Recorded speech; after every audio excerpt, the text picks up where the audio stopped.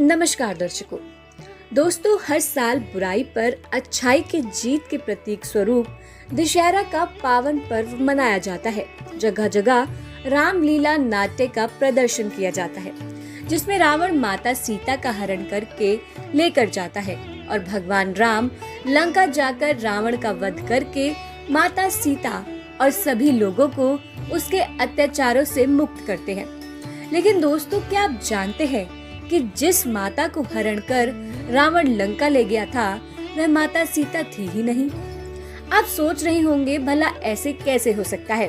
और ऐसे में ये भी सवाल उठता है कि अगर वह माता सीता नहीं थी तो कौन थी? रावण किसको हरण करके लंका ले गया था?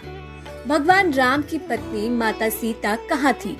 ऐसे कई सवाल आपके मन में उत्पन्न हो रहे होंगे। इन सभी सवालों का जवाब रामचरितमानस में लिखा है। कुछ दिन करहु अग्नि वसा, ताहम करी निशाचर नासा। अर्थात भगवान राम माता सीता से कहते हैं, हे सीते, आप कुछ दिन अग्नि में वास करो ताकि हम निशाचर यानी राक्षसों का नाश कर सके। रामचरितमानस में माता सीता को माता लक्ष्मी का रूप बताया गया है। दोस्तों, आप खुद ही सोचिए, जब रावण परम योद्धा शेषनाग यानी लक्ष्मण की खींची एक रेखा नहीं लांघ पाया, तो फिर वो साक्षात लक्ष्मी रूपी सीता का हरण कैसे कर सकता था? दरअसल पौराणिक कथाओं के अनुसार एक बार वेदवती नामक एक युवती वन में अपने ध्यान में लीन थी। वेदवती ब्रह्म ऋषि कुशध्वज की पुत्री थी। कुशध्वज को बृहस्पति का पुत्र कहा जाता है। बताया जाता है कि अपने जन्म के कुछ समय बाद ही वेदवती को वेदों का ज्ञान हो गया था। इसी कारण उनका नाम वेदवती रखा गया। वेदवती भगवान विष्णु की बहुत बड़ी भक्त थी। जैसे जैसे वह बड़ी हुई, उसकी भक्ति के साथ भगवान के लिए उसका प्रेम भी बढ़ता गया। वेदवती विष्णु जी से विवाह करना चाहती थी, इसलिए उन्हें प्रसन्न करने के लिए उसने कठोर तपस्या करने का निर्णय लिया। तप में लीन रहने के बाद भी वेदवती के रूप रंग में तनिक भी अंतर नहीं आया और वह नव यौवन संपन्न बनी रही।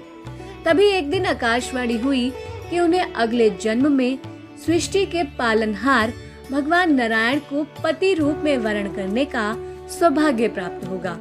इस पर भी वेदवती ने तप करना नहीं छोड़ा और पहले से और अधिक कठिन तप करने के लिए गंधमादन पर्वत पर चली गई। एक दिन लंकापति रावण वहां से गुजर रहा था तो वेदवती को देखकर ठहर गया।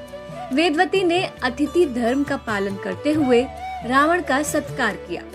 रावण वेदवती की सुंदरता को देखकर सम्मोहित हो गया और वेदवती से विवाह की इच्छा जताई। लेकिन वेदवती ने शादी के लिए मना कर दिया और उसने कहा कि मैं भगवान नारायण की पत्नी हूँ। तब रावण अपना अपमान मानकर वेदवती के केश पकड़कर घसीटता हुआ ले जाने लगा। इस बात से क्रोधित होकर वेदवती ने अपने केश काट दिए। साथ ही उसकी पवित्रता को भंग करने की कोशिश करने पर उसने रावण को श्राप दिया कि एक दिन वह उसकी मृत्यु का कारण बनेगी।